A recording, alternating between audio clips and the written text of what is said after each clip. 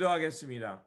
좋으신 아버지 하나님, 오늘도 저희들에게 새날을 허락하여 주시고 또 이 아침을 깨워 주시니 감사를 드립니다. 아버지 하나님, 항상 주 안에 깨어 있으면서 주님께서 이루어 가시는 새하늘과 새 땅을 바라보게 하시고 또 주님의 길을 걸어감으로 주님께서 이루어 가시는 그 생명의 삶을 살아내는 우리 모두가 되게 하여 주시옵소서. 그래서 아버지 하나님, 주님과 동행하며 주님의 말씀에 합하여 살아가는, 그래서 주님의 위로와 주님의 기쁨이 되는 삶의 자리가 되게 하여 주시옵소서. 우리 구주 예수 그리스도 이름으로 기도드립니다. 아멘. 오늘 우리에게 주신 말씀은 창세기 9장입니다. 본문 읽기는 9장 20절에서 27절입니다. 노아가 농사를 시작하여 포도나무를 심었더니 포도주를 마시고 취하여 그 장막 안에서 벌거벗은지라.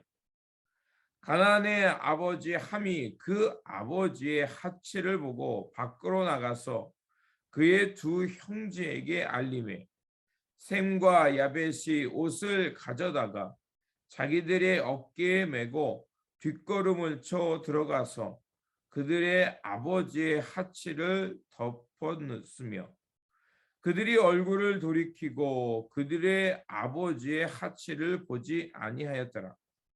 노아가 술이 깨어 그의 작은 아들이 자기에게 행한 일을 알고 이에 이르되 가나안은 저주를 받아 그의 형제의 종들의 종이 되기를 원하노라 하고 또 이르되 셈의 하나님 여호와를 찬송하리로다. 가나안은 셈의 종이 되고 하나님이 야벳을 창대하게 하사 셈의 장막에 거하게 하시고 가나안은 그의 종이 되게 하시기를 원하노라 하였더라. 아멘. 오늘 본문 말씀은 하나님께서 이제 노아와 그 남은 자들에게 이제 무지개를 통해서 다시는 홍수와 같은 심판을 하지 않겠다는 언약을 세우시는 말씀입니다. 창세기 9장은 세 부분으로 구성되어 있습니다. 먼저 홍수 후에 하나님께서 이제 이 노아와 후손들에게 이 땅에서 번성하고 또 충만하게 될 것이라는 것을 보장해 주시는 약속을 주십니다. 그리고 다시는 이 땅을 물로 심판하지 않겠다는 그 심판의 징표로 무지개를 보여주시죠. 그리고 노아가 술에 취한 사건과 그것을 비웃은 함의 후손에 대한 저주의 말씀이 나옵니다. 방주에서 나온 노아와 그 아들들에게 하나님께서 제일 먼저 복을 주십니다. 그것은 첫째 아담과 같이 생육하고 번성하라는 하나님의 축복의 말씀이었습니다. 그런데 그 창세기의 그 처음에 나오던 그 명령과 조금 다른 말씀이 나오죠. 그것은 이제 그 남은 자들이 육식을 받아들이게 되었고 이제 동물들은 인간을 두려워하게 되는 관계가 형성됩니다. 하지만 그 중에서 금지 조항이 하나 더 추가됩니다. 그것은 짐승을 잡아먹되 피채 먹져서는 안 된다는 명령을 받게 됩니다. 왜냐하면 피는 바로 생명의 근원이기 때문에 그렇습니다. 이것은 바로 하나님께서 생명을 살피시고 또 생명을 존중하신다는 것을 하나님께서 그들에게 강조하시는 것입니다. 그래서 하나님께서는 항상 억울한 피를 흘리는 것에 대해서 그 책임을 물으실 것임을 말씀하십니다.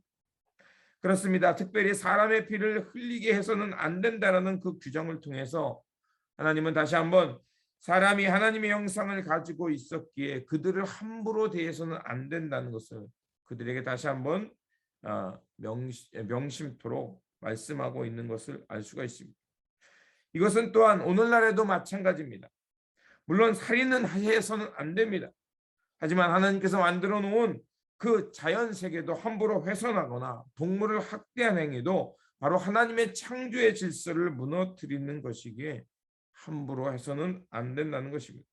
하나님께서는 이러한 생명 보존의 언약을 통해서 노아와 그 남은 가족들이 이제 하나님의 이 땅에서 생명 존중과 평화의 삶을 살아가기를 원하셨던 것입니다.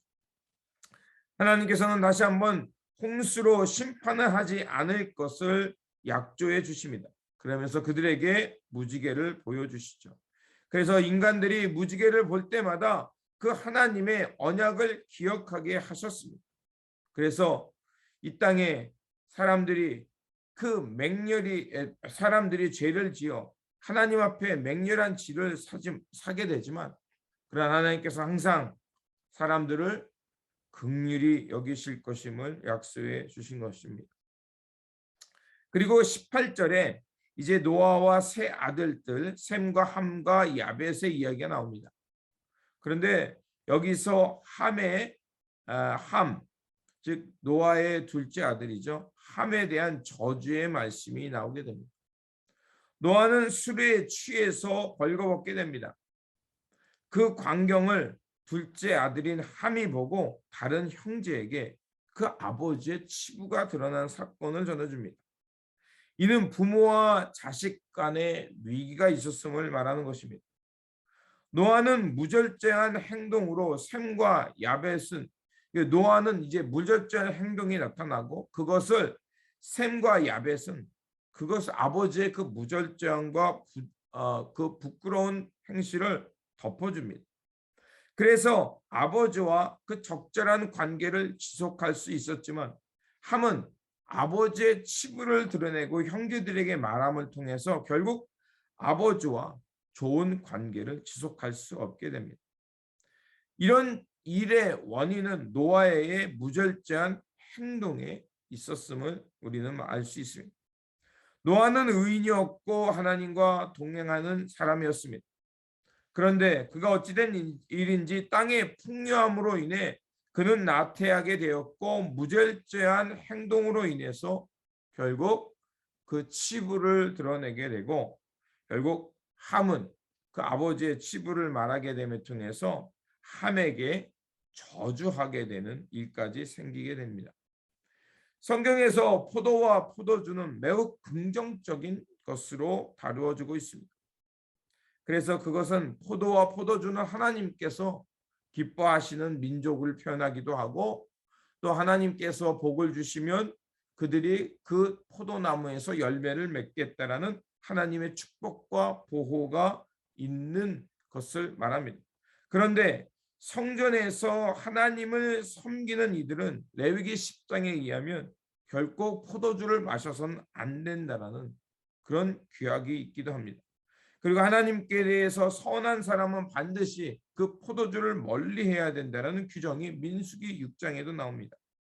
이처럼 지도자가 되거나 하나님께 서원하거나 하나님을 섬기는 사람들은 이렇게 포도주를 마셔서는 안 된다는 그 위험성에 대한 경고의 말씀이 성서에 나오는 것을 알 수가 있습니다.